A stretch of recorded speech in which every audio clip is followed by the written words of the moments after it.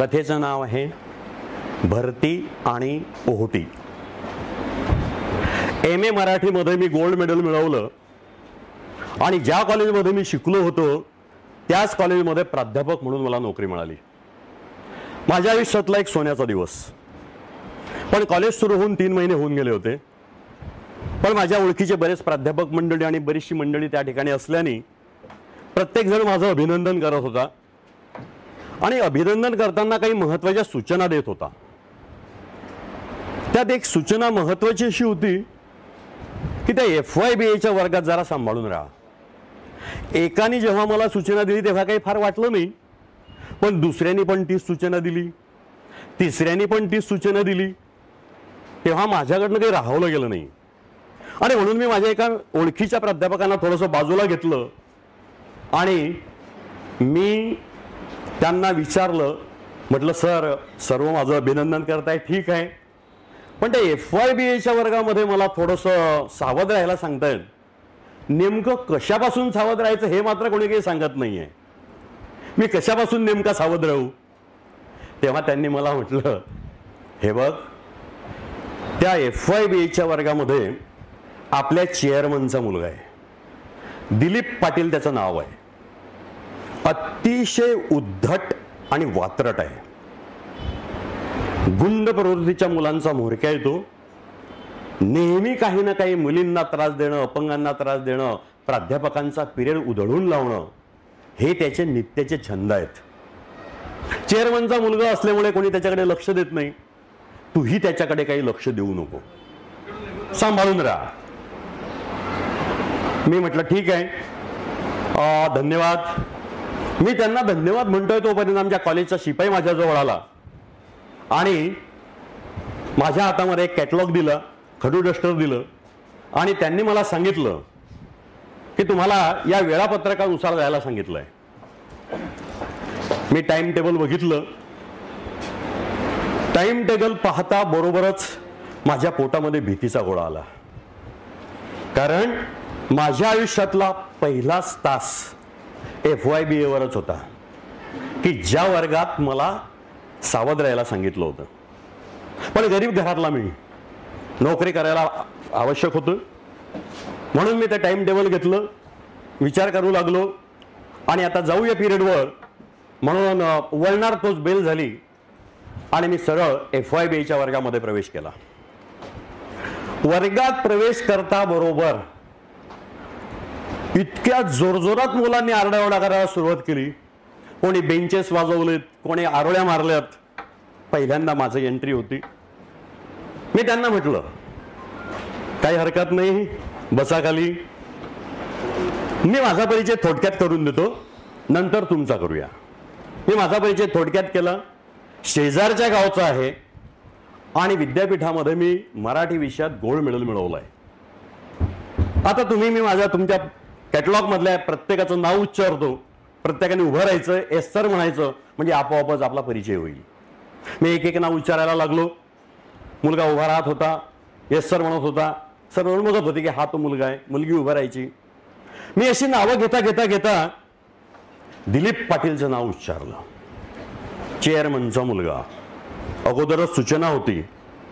मी बघून घेतलं, कोणीही मुलगा उठला नाही. खरं म्हणजे मला खूप आनंद झाला, कारण तो वर्गात नव्हता. परत एकदा उच्चारून घेतलं, दिलीप पाटील. परत आवाज आला नाही. मग आता कन्फर्म झालं की तो वर्गात नाही. पुढची नावं उच्चारली, कॅटलॉग मधली नावं संपली आणि मी आता शिकवायला सुरुवात करणार. तोच एक मुलगा उभा राहिला. जोरात ओरडून म्हणला, सर, नाव घ्या माझं. त्यांनी नाव घ्या माझं म्हणता बरोबर वर्गामध्ये नीरव शांतता होती. सर्व मुलं एकदा माझ्याकडे बघत होती आणि सर्व मुलं एकदा त्याच्याकडे बघत होती. मी त्याच्याकडे बघितलं. 6 फूट उंच, धडधाकट शरीराचा, गोरा पान, देखणा. म्हटलं, आपलं नाव कळू शकेल का मला? म्हणे, आहे सर माझं नाव. तुम्ही नाव घेतलं नाही आहे माझं.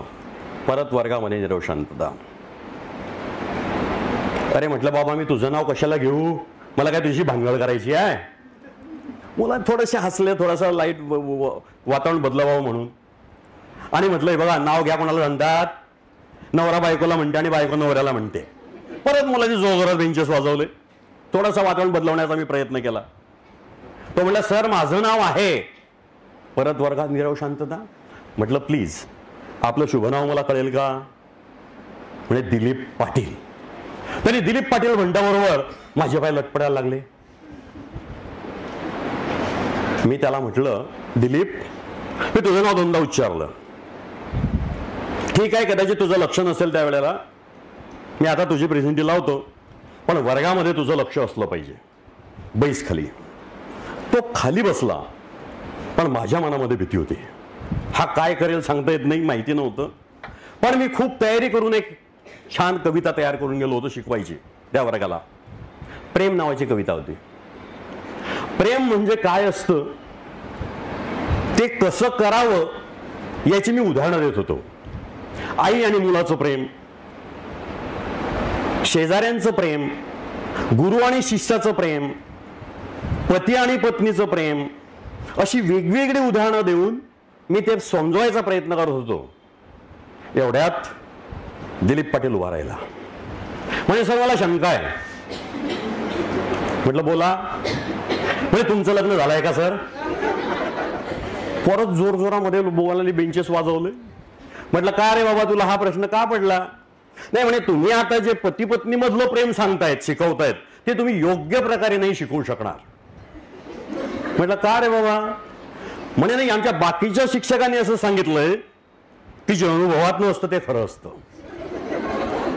आणि तुम्हाला काही लग्नाचा अनुभव नाहीये त्यामुळे तुम्ही काही ते उत्कृष्टरित्या शिकवू नाही शकणार. म्हटलं मित्रा तू कला शाखेचा विद्यार्थी आहे, तुला वाङ्मय म्हणजे काय कदाचित माहिती असेल, साहित्य म्हणजे काय असतं कदाचित माहिती असेल, पण जर ते माहिती नसेल तर ते करून घे. कारण कला शाखेच्या विद्यार्थ्याला साहित्य म्हणजे काय किंवा वाङ्मय म्हणजे काय हे जर माहिती नसेल तर याच्यासारख्या निर्लज्जपणाची दुसरी गोष्टच असू शकत नाही. माझ्या एका वाक्याने वर्ग शांत झालेला होता, व्यवस्थित बसलेला होता. मी परत शिकवायला सुरुवात केली. शिकवत असताना बेल पडली, पिरियड संपला, मी बाहेर निघालो. बाहेर निघताना माझ्या डोक्यामध्ये विचार होता, हा एवढ्या चांगल्या घरातला मुलगा, मी नाव ऐकून होतं त्यांच्या वडिलांचं, एवढा मोठा धडधाकट, गोरापान, उंचपुरा, हा असं विचित्र सारखं का वागत असावा की ज्याला सगळेच भीतात. पण मला त्याचं उत्तर मात्र काही सापडत नव्हतं. दुसरा दिवस त्याच वर्गावर परत प्रेझेंटी घेतली, परत नाव उच्चारलं, दिलीप पाटील. आता मी त्याला ओळखत होतो, तो वर्गात खरोखरच नव्हता. खरोखर मला परत आनंद झाला, चला चांगला शिकवता येईल. पहिला दिवस, दुसरा दिवस, तिसरा, 8 दिवस दिलीप वर्गात नव्हता. रोज संध्याकाळी कॉलेज सुटल्यानंतर माझी सायकल होती, जी सायकल घेऊन मी माझ्या सर्वांच्या मागे जायचो, मागून मागून. तेव्हा सर्व मुलं निघून गेल्यानंतर मी जेव्हा माझी सायकल घेऊन पायी पायी निघत होतो त्यावेळेला रस्त्याच्या दुसऱ्याकडेनं एक लांबून एक मुलगा येताना मला दिसला. सिगरेटचे झुरके ओढत होता. मी बघत होता तो कोण आहे. जवळ येत असताना माझ्या लक्षात आलं की तो दिलीपच आहे. मी मुद्दामून त्याच्या बाजूला गेलो. तो उद्धटासारखा माझ्या समोर हे सिगरेटचे झुरके घेतच होता. मी त्याला म्हटलं दिलीप काय रे आजारी वगैरे होतास का. म्हणे नाही सर.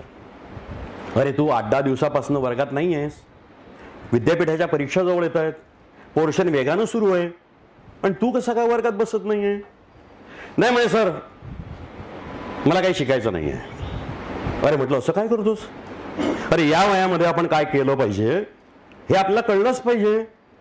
या वयामध्ये आपण जे शिक्षण घेत आहोत, जे काही संस्कार मिळवतो आहोत, जे ज्ञान मिळवतो आहे, ते घेतल्यानंतर पुढे काय करायचं तो भाग वेगळा असतो. तू का नोकरी कर का व्यवसाय कर का काय करते, परंतु ते ज्ञान आपल्याला असणं गरजेचं असतं. म्हणजे सर तुम्ही नवीन काय सांगताय, सगळे हेच सांगतात, मला गरज नाही आहे, माझ्या बापाची करोडची प्रॉपर्टी आहे, मला काही गरज नाही आहे त्याची. म्हटलं हे बघ दिलीप, तुझ्या डोक्यामध्ये कोणीतरी काहीतरी चुकीचं भरवलेलं दिसतंय. थोडासा विचार कर, आपण खरोखर करतोय ते योग्य का अयोग्य? नाही म्हणे सर मला काही विचार करायचा नाही, आणि माझ्या समोरच सिगरेटचे झुरके घेत घेत तो निघून गेला. परत माझ्या डोक्यामध्ये विचार, हा मुलगा असं का वागत असावा? पण मला उत्तर सापडतच नव्हतं. 3-4 दिवसाचा प्रसंग. आमच्या स्टॉप मधले प्राध्यापक मला म्हणले, अरे तुला काही कळलं का? म्हटलं काय? अरे कालच्या दिवशी त्या दिलीपला पोलिसांनी पकडलं होतं, तुरुंगात टाकलं होतं म्हणे रात्रभर. आणि नाही, काय केलं त्यांनी? अरे म्हणे ते आपल्याकडे ते रिटायर्ड आयुक्त आले आहेत ना, त्यांनी बंगला बांधला. म्हणजे हो माहिती आहे मला. त्या बंगल्याचं काय? नाही म्हणे त्या बंगल्यावर त्यांनी मेटलची अक्षरं लिहिली होती, हिरजगंडे निवास. हिरजगंडे त्यांचं आडनाव, हिरजगंडे निवास असं मेटलची अक्षर होती. म्हटलं बरं, त्याचा दिलीपशी काय संबंध? म्हणे या दिलीपनी त्या हिरजगंडे मधले 2 पितळी अक्षर काढून टाकले, र आणि ज. तिथं अक्षर शिल्लक राहिले, हिजडे निवास. ते काढत असतानाच पकडला गेला आणि त्याला पोलिसांच्या ताब्यात दिलं गेलं. रात्रभर पोलीस स्टेशन मध्ये होता तो तुरुंगात. परंतु मोठ्या बापाचा मुलगा, श्रीमंताचा मुलगा सोडण्यात आलं. परत माझ्या डोक्यात विचारतोच, हा असली प्रकारची कामं काय करतोय हा पोरगा? का करत असावा? हे उत्तर सापडत नव्हतं. 3रा दिवस परत कॉलेज सुटलेलं, सगळी मुलं पुढे निघून गेलेली आहे. माझ्या समोर एक टोळकं चाललं होतं पोरांचं. त्यांच्या माठीमागे मी आहे हे त्यांचं लक्ष नाही. त्यांचं जोर जोरात भांडण हे चाललं होतं, बोलणं. का रे हे बघा रे, समोर एक दूधवाला येत होता, त्याच्या सायकलच्या कॅरीला दुधाच्या कॅन्स होत्या. एक मुलगा म्हणला, हे बघा रे, तो समोर येतो ना दूधवाला, त्याला हात न लावता त्याला जमिनीवर जो पाडून दाखवेल, त्याने जर कोणी पाडलं तर माझ्याकडनं आज बिअरची पार्टी. मला ऐकू येत होतं ते काय म्हणतायत. त्यातलाच एक मुलगा लगेच समोर झाला, त्या दूधवाल्याच्या कसले तरी वेडेवाकडे अंग विक्षेप केलेत. तो दूधवाला थांबला, पाय टेकला, बॅलन्स गेला, खाली पडला.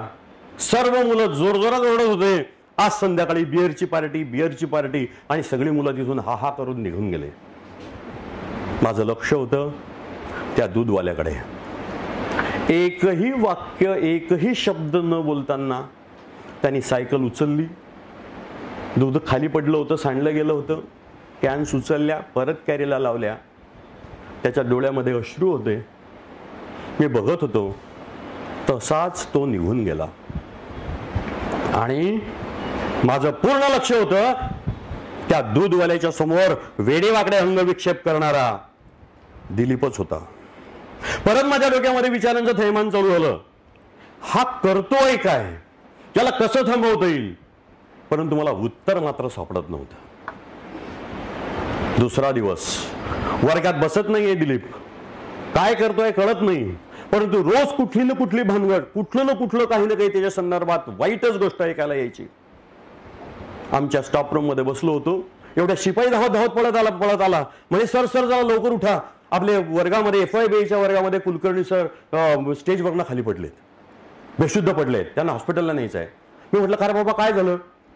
म्हणे काही नाही, ते ज्या प्लॅटफॉर्मवर उभे होते त्या प्लॅटफॉर्मच्या खाली कोणीतरी पेटत्या अगरबत्तीला एक सुतळी बॉम्ब लावलेला होता, तो खाली ठेवलेला होता.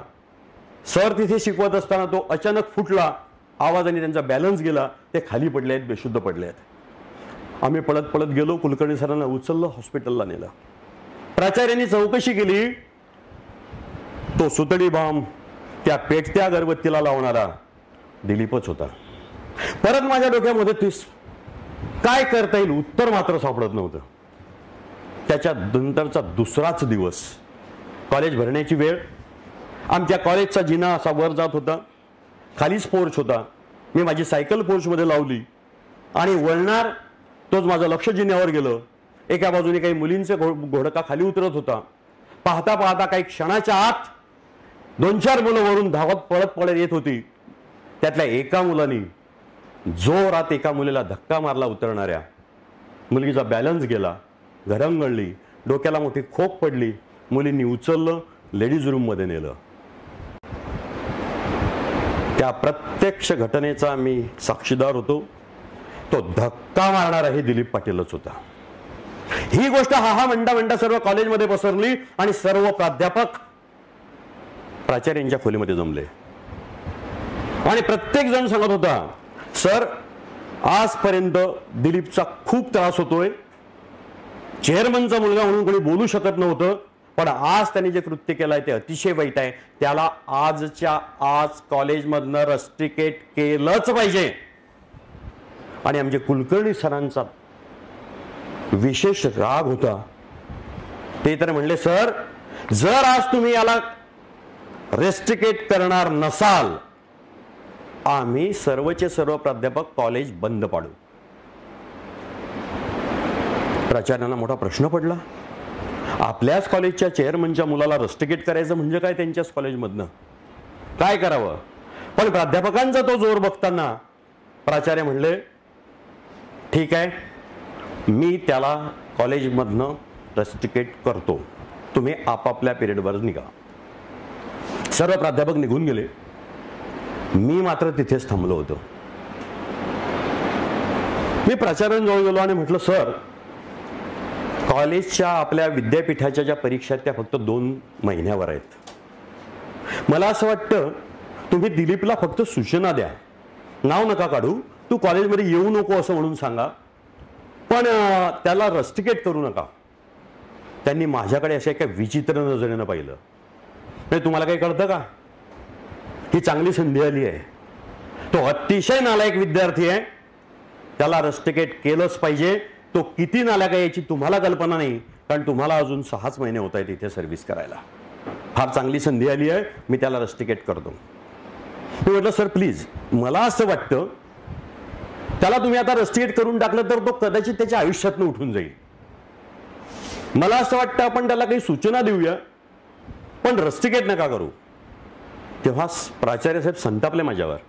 पण हे बघा, मी निर्णय घेतलाय, त्याला मी रस्टिकेट करणार, तुम्ही निघा. मी म्हटलं, सर प्लीज तुम्ही माझं म्हणणं ऐका, मला एकदा त्याच्याशी बोलू द्या. म्हणे, वा मोठे शहाणे झाले तुम्ही, आम्ही रिटायर व्हायला आलो, आमचं काही ऐकलं नाही त्यांनी आणि तुमचं मोठं ऐकणार आहे तो, निघा पिरियडवर. तरी मी म्हटलं, सर प्लीज, माझं फक्त एकच वाक्य आहे का, जर याच्या पुढे त्याच्या हातून एक जरी गुन्हा घडला तर मी माझा राजीनामा देऊन टाकेल, पण मला फक्त त्याच्याशी एकदा बोलू द्या. त्यांना मोठं आश्चर्य वाटलं. ते मला म्हणले, अरे तू गरिबाचा घरचा, तुला नोकरीची गरज असलेला आणि इतक्या नालायक विद्यार्थ्यासाठी तू नोकरीपणाला लावतोय. म्हणे, हो सर, मी या एकाला जरी सुधारू शकलो तरी माझ्या जीवनाचं कल्याण होणार आहे, मला माहिती आहे. मला एकदा बोलू दे त्याच्याशी, आपण त्याच्यासाठी काहीतरी प्रयत्न केले पाहिजे. त्यांना मोठं आश्चर्य वाटलं. ते म्हणले, ठीक आहे, मी त्याला रस्टिकेट करत नाही, पण एक गोष्ट तुम्ही लक्षात ठेवा, आता इतक्या सगळ्या बाकीच्या प्राध्यापकांचा रोष मी पत्करणार आहे, त्याच्या हातून एक जरी चूक घडली तरी त्याला तर मी रस्टिकेट करीनच, पण तुम्ही सुद्धा राजीनामा आणून द्यायचा आहे माझ्याकडे, मी न मागताना. म्हटलं, येस सर, थँक्यू. मी थँक्यू म्हटलं आणि तिथून मी माझ्या डिपार्टमेंटला निघालो. मी माझ्या डिपार्टमेंटमध्ये बसणार तोच, सर आत येऊ का, म्हटलं या. मागे वळून बघितलं, तो दिलीपच होता. म्हटलं, या बोला, काय म्हणताय. म्हणे, सर सर्व प्राध्यापकांचं प्राचार्यांशी बोलणं आणि तुमचं आणि प्राचार्यांशीचं बोलणं मी सर्व ऐकलेलं आहे, कारण मी प्राचार्यांच्या मागच्याच खोलीमध्ये बसलेलो होतो. ठीक आहे, बोला मग पुढे काय. नाही, तुम्हाला माहिती आहे की मी हे केलंय. म्हटलं, हो. तरी सुद्धा तुम्ही माझ्याबद्दल असं बोललेत. म्हटलं, हो. का. म्हटलं, मित्रा, तू जे हे करतोस ना, हे तू करतच नाहीस. तुझ्या बरोबर हे जे 10-15 गुंड मुलं आहेत ना, ते तुझ्या या धाडसी स्वभावाचा आणि तुझ्या वडिलांच्या प्रतिष्ठेचा फायदा ते घेत आहेत. आणि मूर्खा, तुला कळत नाही काय करावं आणि काय करू नये. अरे मजा म्हणजे काय असते? दारू पिणं मजा आहे? पार्टी करणं मजा आहे? किती दिवस? अरे किती मोठा होशील अजून? 6 फूट वाढलाय एवढा मोठा, शरीर एवढं मोठं झालं, मेंदू नाही वाढला. अजून किती मोठा होणार आहेस अक्कल येण्यासाठी? कधी करणार आहे जबाबदारी? मी असं ऐकलंय की तुझ्या वडिलांनी तुझ्या जन्माच्या वेळेला मनभर पेढे वाटले होते गावात. आज किती क्विंटल वाटतील रे ते गावात, की जेव्हा त्यांना कळेल की माझ्याच कॉलेजमधनं माझ्याच मुलाला काढून टाकलं होतं. अशासाठी हवी असतात का मुलं आई वडिलांना? साध्या गोष्टी करत नाही, कधीपर्यंत कळणार नाहीत, अजून किती मोठा होणार? कळलंच पाहिजे, कारण एक शाश्वत सत्य आहे, कष्टाशिवाय फळ नाही रे, आणि ज्ञानाशिवाय यश नसतं. साधी गोष्ट आहे, एवढा मोठं शरीर तुला देवाने दिलं. अरे कधीतरी तुला असं वाटलं का की एखाद्या अपंगाचा हात धरावा, त्याला मदत करावी? अरे एकदा मदत करून बघ रे, काय आनंद मिळतो बघ. देवाने कशासाठी दिला हे शरीर चांगलं? कधी करणार हा विचार? आणि एक गोष्ट लक्षात ठेवा, जरा विचार करा, आजूबाजूला बघा. अरे पाकिस्तान सारखा शत्रू तिकडे तुमच्या आईला धक्के मारतोय, आणि तुम्ही इथं काय या मुलींना धक्के मारतायत रे शंडासारखे? कॉलेज शिकतायत, उच्च शिक्षण घेत आहेत. उच्च शिक्षण कशाला म्हणतात उच्च शिक्षण? कळतंय काही? कधी कळणार? आणि म्हणून शेवटचं वाक्य सांगतो, जर तुझ्या हातून एक जरी चूक घडली तरी मला सुद्धा राजीनामा द्यायचा आहे. मी गरीब असून सुद्धा, मला नोकरीची गरज असून सुद्धा, गेट आउट. मी त्याला माझ्या खोलीमधनं काढून टाकलं. 2 महिन्यानंतर आमच्या कॉलेजच्या विद्यापीठाच्या परीक्षा झाल्या. 2 महिने मला दिलीपही भेटला नाही. दिलीपच्या संदर्भात कुठलीही गोष्ट माझ्या कानावर आली नाही. सुट्या लागल्यात, रिझल्ट लागला, आणि दिलीपचं मला एक पत्र आलं. सर, खूप वेळा वाटलं की तुमच्या जवळ यावं आणि खूप रडावं. खूप रडलोय सर, मी रात्रीच्या रात्र रडलोय, पण हिंमत नाही झाली तुमच्या समोर येण्याची. मी अभ्यास केलाय सर 2 महिने, आणि मला आनंद होतोय, मी FYBE ची परीक्षा 3rd क्लासमध्ये पास झालोय. आणि सर मी आपलं कॉलेज सोडतोय, मी लांब जातोय शिकायला मुंबईला. आणि एक वाक्य मी लक्षात ठेवलंय, तुमचा प्रत्येक शब्द मी लक्षात ठेवलाय, रोज त्याची रिव्हिजन करतो.